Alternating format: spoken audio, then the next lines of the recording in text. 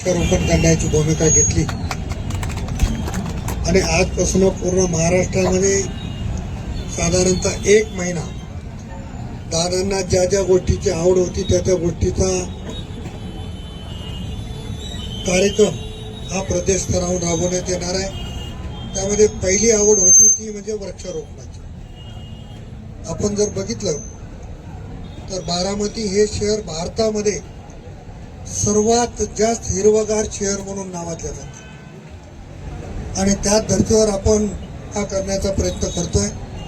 त्या कार्यक्रमाचे अध्यक्ष माजी नगराध्यक्ष किरण सावकार वट्टमर, नगराध्यक्ष शरद पवार, प्रवीण, सचिन, आनंदराव, कंधारचे उपनगराध्यक्ष मन्नानभाई, करीमभाई, खुशाल पाटील, सर्व नगरसेवक, आजी माजी सर्व, आता सगळ्यांची नावं घेणार नाही, बरोबर शिवाजी, म्हणजे तुमचं घेतलं पण बाकीचेच घेणार.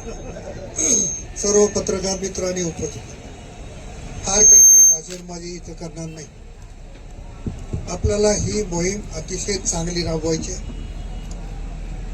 नगरपालिका, रूथ फाउंडेशन आणि सामाजिक वनीकरण विभाग या तिघांच्या माध्यमातून आपल्याला मोठ्या प्रमाणावर वृक्षारोपण करायचं.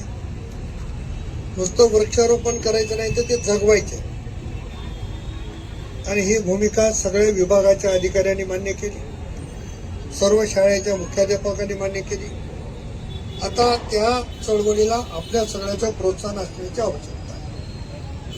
1,51,000 झाडं लावण्याचा संकल्प आपण केला. मोठ्या प्रमाणावर झाडं लावायची तयारी सुरू आहे. जूनच्या शेवटच्या आठवड्यामध्ये हवामान खात्याच्या अंदाजानुसार पाणी पडण्याची शक्यता आहे.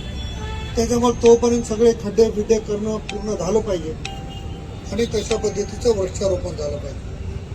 आपण एक शरद सांगितलं की आम्ही 10 फूट उंचीची झाडं, आता मला वाटते रूथ फाउंडेशनची लोक इथं आहेत, तर जास्त काळ झालेली देऊ नका. आपण जे झाड लावतो त्याचं आयुष्य म्हणजे रोप तयार करताना 1.5 वर्षाच्या पुढे जाऊ नका, 1.5 वर्षाच्या मधलं. कारण मी काही तज्ज्ञ मंडळीकडून माहिती घेतली तर त्यांचं म्हणणं 1.5 वर्षाच्या वरचं लावलं तर त्याच्या मुळ्या काहीतरी खराब होऊ शकतात. म्हणून मग ज्या पद्धतीनं झाड वाढायला पाहिजे त्या पद्धतीनं वाढत नाही असं काही लोकांच्या तक्रारी. त्यामुळं आपण जे रोपटं लावणार आहोत ते रोपटं 1.5 वर्षाच्या आतलं असलं पाहिजे आणि ते रोपटं लावण्याचं काम आपण करूया. निश्चितपणानं नगरपालिकेची सगळी टीम शरदच्या नेतृत्वामध्ये अतिशय चांगलं काम करते, मी सांगण्याची गरज नाही. लोहावासीय त्यांना भरभरून प्रतिसाद देतात. केवळ आपण काम करून नाही, लोकांनी प्रतिसाद जर दिला नाही तर आपण काम करू शकत नाही. पण इथं लोकांचाही प्रतिसाद आहे आणि आपली काम करण्याची इच्छा आहे. म्हणजे दोघांची सांगड इथं जुळाली त्याच्यामुळे येणाऱ्या काळामध्ये लोहा हे हरित लोहा या नावानं ओळखल्या जाईल, याच्यामध्ये मनात शंका करण्याची आवश्यकता आहे. मला काही किरण चौकांनी गोष्टी सांगितल्या की हे झालं पाहिजे ते झालं पाहिजे, एकाने सगळ्याच गोष्टी.